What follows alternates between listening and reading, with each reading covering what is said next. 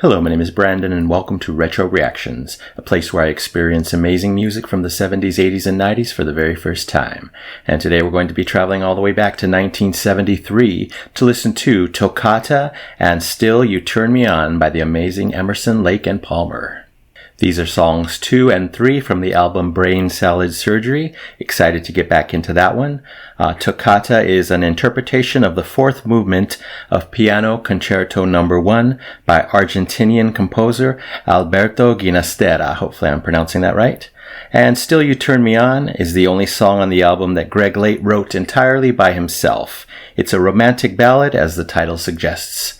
Anyway, if you're new here, welcome. Don't forget to hit that subscribe and like button as well as the notification bell to join the Retro Reactions community where it's all amazing music all the time. Here we go.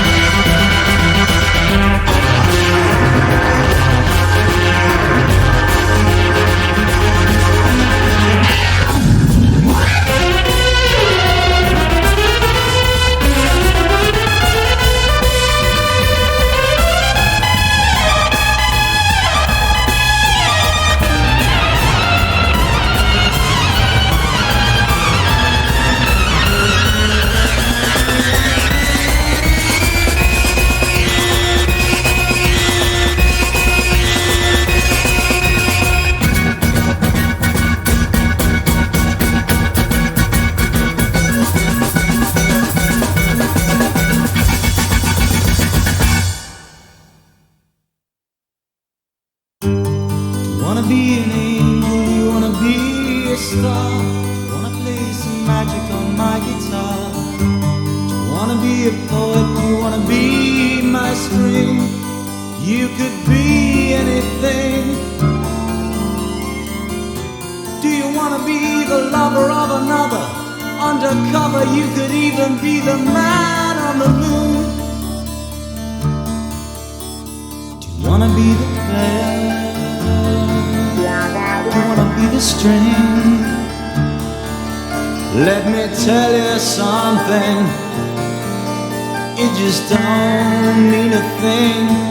You see, it really doesn't matter when you're buried in disguise by the dark glass on your eyes. Though your flesh has crystallized, still you turn me on. Still you turn me on.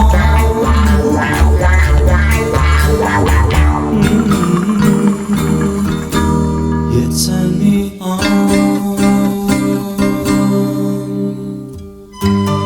Wanna be the pillow where I lay my head? Do you wanna be the feathers lying in my bed? Do you wanna be color cover magazine? Create a scene. Every day a little sadder, a little madder. Someone get me a ladder. Wanna be the singer? Wanna be the song? Let me tell you something, you just couldn't be more wrong. You see, I really have to tell you that it all gets so intense. From my experience, it just doesn't seem to make sense. Still turn me on.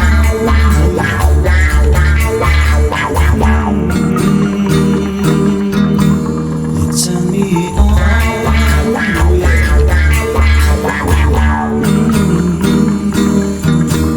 You turn me on.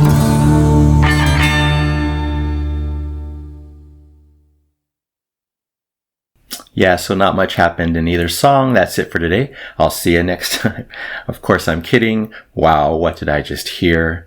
Absolutely jaw-dropping, blown away, but look who we're talking about. I shouldn't be surprised at all, just to know what to expect, but wow. The two songs, we'll talk about the contrast there, but we'll start with Toccata, of course.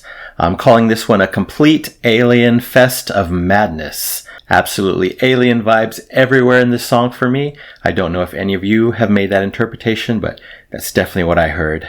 Very playful from the start with those keys and the drums. I think it was a timpani going on by Carl, of course.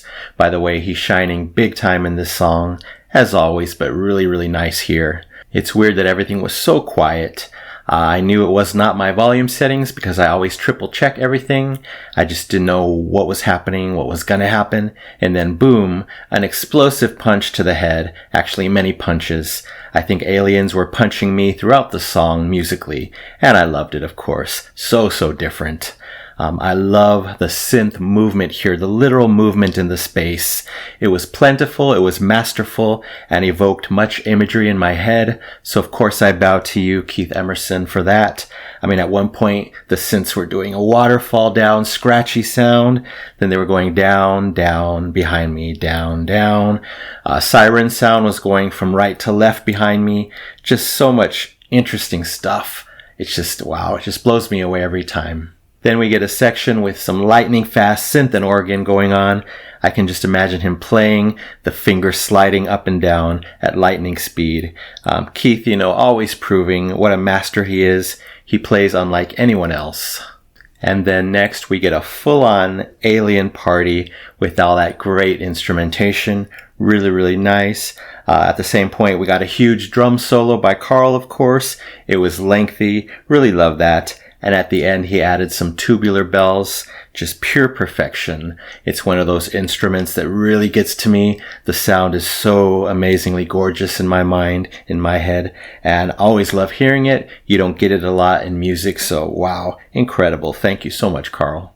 Then they add in those gorgeous wind sounds at the end of that section, and they've painted a complete alien landscape in my mind. Incredible.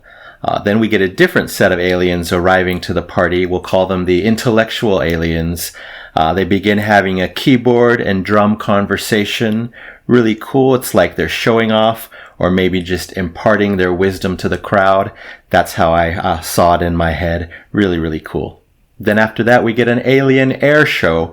It seems like everything moved upwards, up into the sky, up in the mix. Maybe that was just my imagination running on overdrive, but I heard all these spaceships just flying here and there, making these crazy sounds. It was so spacey, so electronic, and so very original. Absolutely love that section, but really I loved everything they provided here. And all the while, we're getting those pounding drums in the background by Carl, just non-stop. Really, really nice. Then the musical chaos goes to infinity, and the alien leaders, the head honchos, arrive. They come to slay the crowd. Not sure if in a good way or a bad way, but very, very intense in that last section. Just what a crazy, intense, and artistic song. I know it's not for everybody, but really, really interesting in my mind. And of course, at this end section, I can't help but think of Jeff Wayne's War of the Worlds. Make the comparison. Aliens, crazy sounds. It all makes sense that I would think of both of those at the same time, especially since it was a more intense, darker, almost like getting revenge in this section in this song. So I really wonder what Alberto's version sounds like, if it's anything like this, and I wonder if the band has ever suggested an alien reference to this song. But anyway, you saw what I got. Pure alien goodness. Then we move right into Still You Turn Me On. Wow, such a jarring contrast from the song before it. It took me a while to come down from all that chaos and energy, but wow, what a beautiful, gorgeous song. We took at least a 720-degree rotation from the song before it to this one. It was so slow, relaxing, and dreamy. Of course, that being helped with Greg Lake's amazing vocals and his impeccable acoustic guitar delivery. And of course, a top song moment, one of my favorite parts of the song. I think it was on the chorus only. The sprinkles down of synth right into that electric guitar part. Really, really nice. So unique and so very memorable. The verses were perfection as well. They were so emotional, so stunning. I loved every second of this song. I heard there was accordion on this song. I think I heard it on the left. It sounded more like a synth to me, but either way, it was a beautiful melody and a beautiful touch. That was one of at least 4 or 5 different icings on the cake. The next one being, I got these slight Japanese or Chinese vibes. I don't know if anyone else hears that. It was definitely one of the instruments used later in the song. Just beautiful. Maybe a slightly Eastern melody. I'll have to go back and listen, but wow, did not expect that either. And around the 3/4 mark, I wrote down, why does Greg always get my emotions going on overdrive, especially in all of his ballads? It happens every time. I love it. I love that feeling. I love how he gets me emotional just with his vocal delivery. He's such a unique and special vocalist for sure. Again, the entire song, perfection to me. Can't wait to listen back, but that chorus is just brilliant. The song was way too short. I know it's a shorter song, but because it took me a while to come down from Toccata, it made the experience of hearing the song even shorter. But again, I loved every second. Can't wait to learn it more.